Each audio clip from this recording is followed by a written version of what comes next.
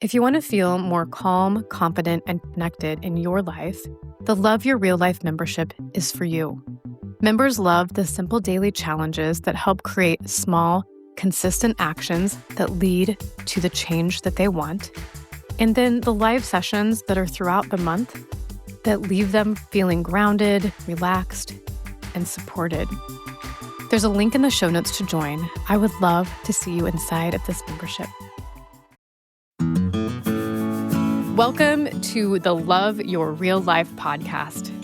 I'm Faith Lauterbach, and this is a space to help you heal, rebuild, and create a life you truly love, even if it looks different than you imagined. Each week, I'll be sharing tools, encouragement, and real conversations about what it means to move forward after betrayal, heartbreak, or simply life not going as planned. I am honored to walk alongside you and help you love your real life.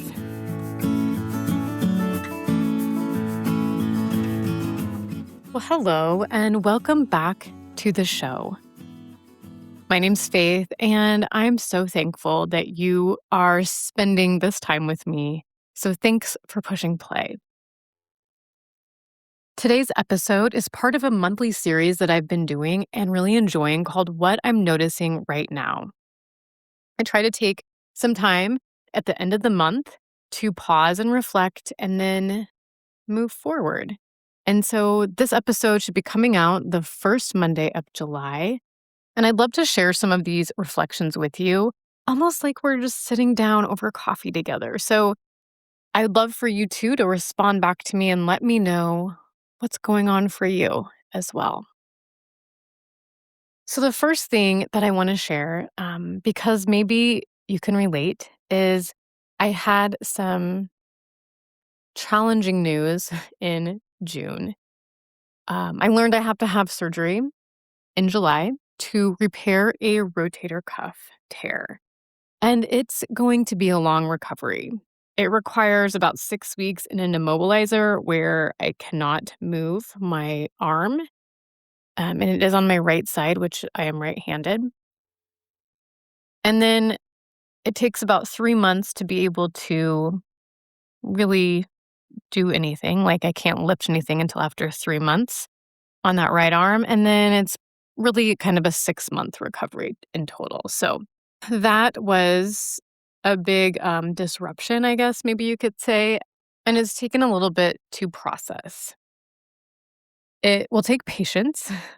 It'll take allowing others to help me, and it's gonna limit me from doing many things that I love for a time. None of those things are my favorite. I'm not really the most patient person. I don't really like having to ask or receive help, and I like to be able to do the things I love. So, here we are, though. This is what's happening. But instead of trying to rush to find the silver lining of everything, which I can tend to do, I can tend to see, like, "Okay, what lesson is here for me? How am I going to, like, learn from this and grow?"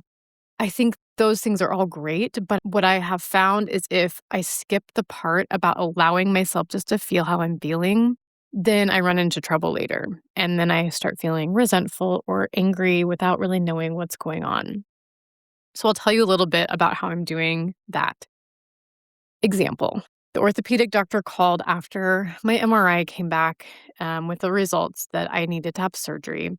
And I got off the phone with him and I started thinking of all the things that it was going to change for a time in my life.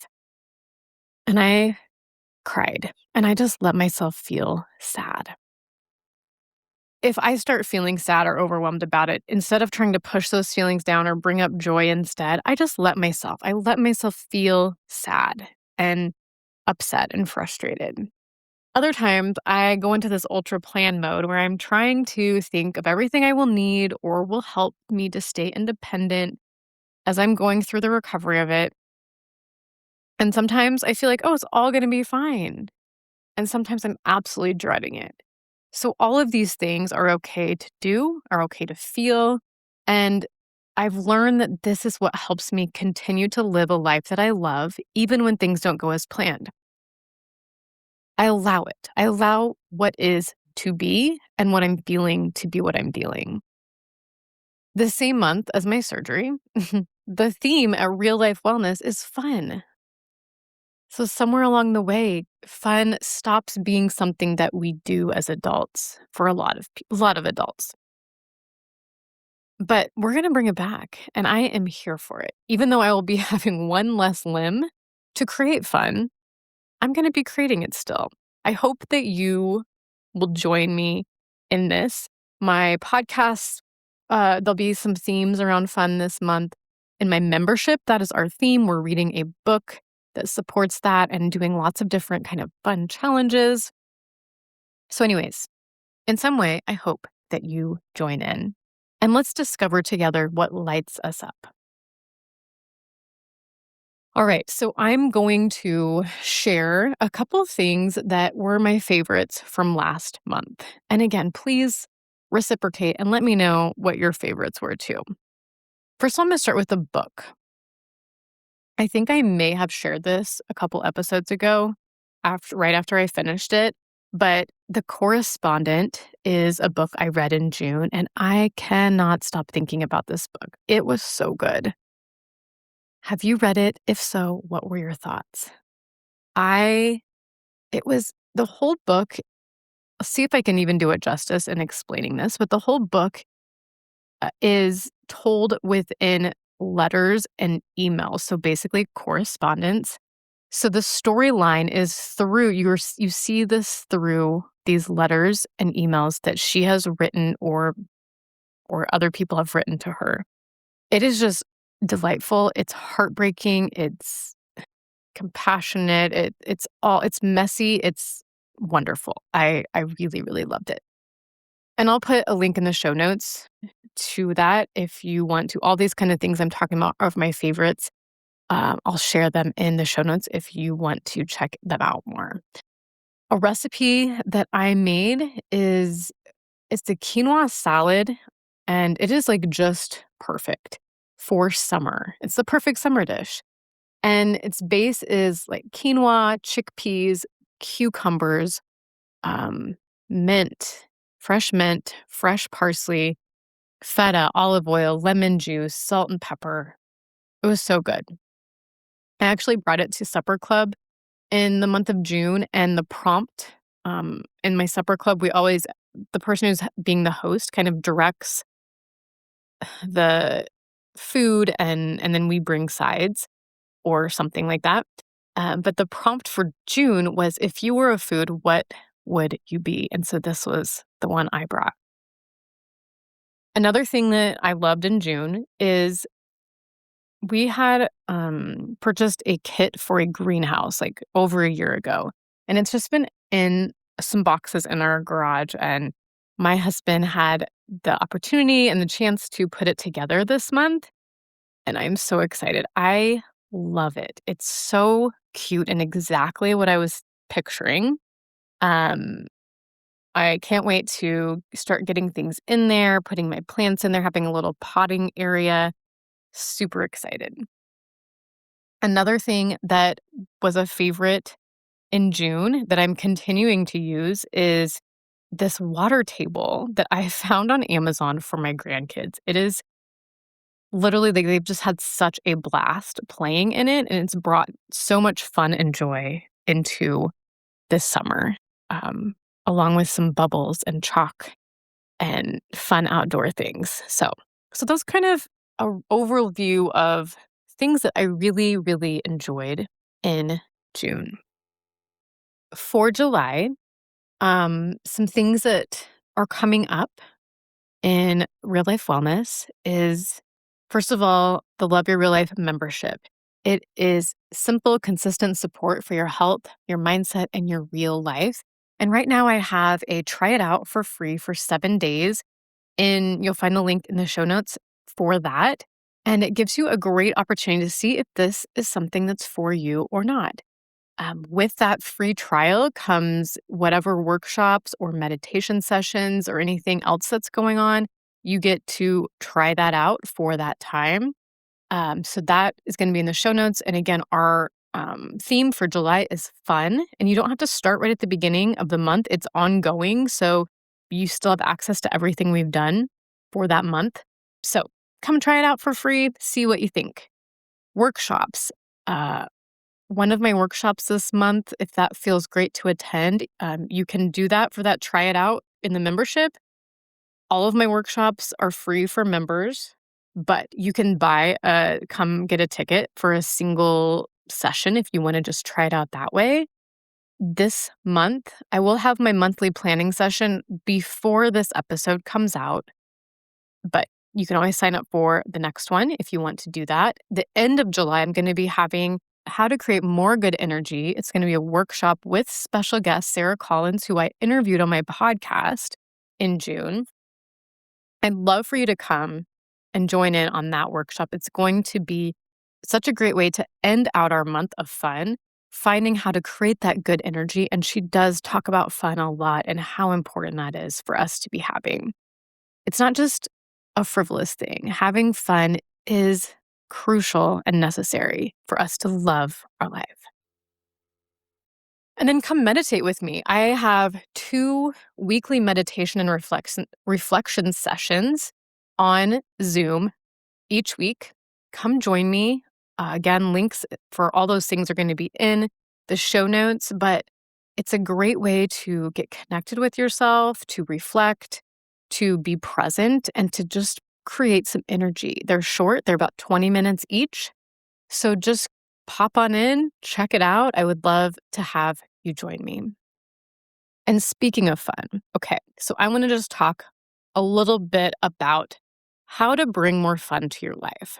Again, we're going to be exploring this in lots of deeper ways too this month, but let's just talk about this for a bit. So maybe you can get off of this podcast when I'm done here and you can go have some fun because it doesn't have to take a lot of time or energy. Having fun does not have to be some big grand event.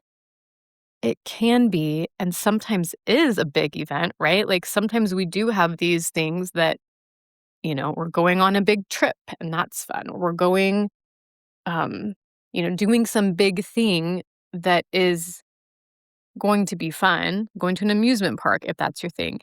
But it is possible just to create these small pockets of fun in your everyday life. And that is really more supportive of creating a life that you love. Because when we have that consistency, it brings more joy to our life. So here are some small ways that you can bring more fun into your life right now. Okay, the first one is taking the scenic route home. So just maybe switching up your norm, driving through a different neighborhood, checking out something. Maybe there's a lake that you live by that you can kind of drive by, noticing things. Just switch it up a little bit. Eating dinner outside. There is something about taking your dinner outside, even if it's on your own patio or deck, that just changes the atmosphere.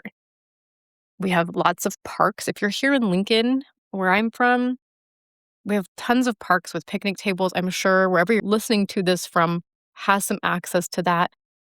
Take your dinner, take your lunch, take your breakfast, eat a meal outside. Another way is just to call a friend. Maybe it's on your drive home, or maybe it's when you go on a walk. Call a friend, catch up, just be in the moment with him or her. Try something new. So this could be a new hobby, this could be a class, this could be, even eating a meal outside could be trying something new. It could be getting a board game or card game out, getting out a puzzle, trying a craft. There's so many different things, even trying a new recipe, just switching up and trying out something new. Dancing in your kitchen. Okay. Now, maybe this sounds cringe to you, but it really works to give yourself a pocket of fun. Find a song, one song that's going to take like 2-ish minutes, 2-3 minutes, depending on the song. Make it be a song that maybe it's like, you know, when you used to go out to the clubs or when you were, driving around cruising O Street or whatever it is. something from your youth. um, Play the song that is like your jam. Allow yourself to just dance during that time. Once that song's done, you go back to whatever other task you're doing and just see how you feel. Another thing that can bring fun into your day is watching the sunset or the sunrise, finding something to laugh at. Maybe it's a show, maybe it's, a funny reel or TikTok or something. Maybe it's a book or maybe just talking with somebody you're going to laugh, but allowing yourself laughter. Another way is listening to a fun playlist. I know we talked about music, pairing it with dancing in your kitchen, but create a playlist that's just called fun and allow yourself to play that when you need a little boost of energy. Maybe it's bringing back a hobby, something that you used to do, or maybe it's a new hobby. You can combine the try something new and hobby together. But bring back a hobby. Think of something that has been fun for you, maybe at some point in your life. Maybe it's a coloring book. Maybe it's getting out some Play Doh. Maybe it's doing a puzzle.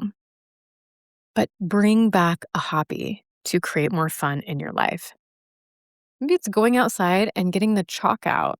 Maybe you don't even have kids around, but getting sidewalk chalk. What if you write messages on your sidewalk? Um, Nice messages, uplifting ones maybe for people walking by. Or maybe you just want to doodle out there with chalk, making some flowers or something. Blow bubbles. There is something about blowing bubbles that just brings you this childlike feeling. My dog absolutely loves bubbles, and so I've been just blowing bubbles every evening for her, but it's also really fun for me. Okay, I hope that that gave you some inspiration on finding some more pockets of fun in your day, but please, again, message me back. Let me know some ways that you are having fun, or maybe you have another idea from what I listed, and you can share that with me too, because I love getting more ideas on how to do those kinds of things. And then, lastly, to kind of close out today's episode, I want to leave you with some journal prompts to help you kind of look forward to what's coming up for you this month. All right. So, the first one is one thing I'll do more of, and just allow yourself to brain dump anything that comes up. One thing I'll do more of, and then maybe get it to one thing to commit to. One thing I'll do less of.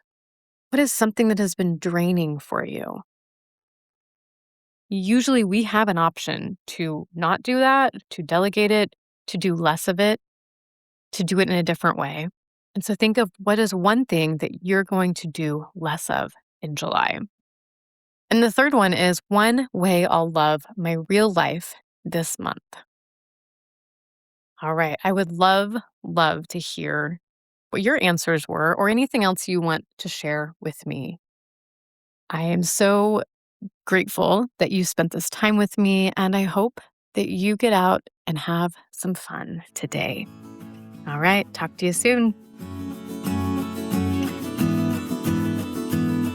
Thank you so much for listening to the Love Your Real Life podcast. I hope that today's episode was just what you needed. Be sure to subscribe to the podcast so you never miss an episode. And if you're looking for more support, check out the show notes for how to connect. Remember, no matter what your story holds, you are worthy of living a life that you love. Talk to you soon.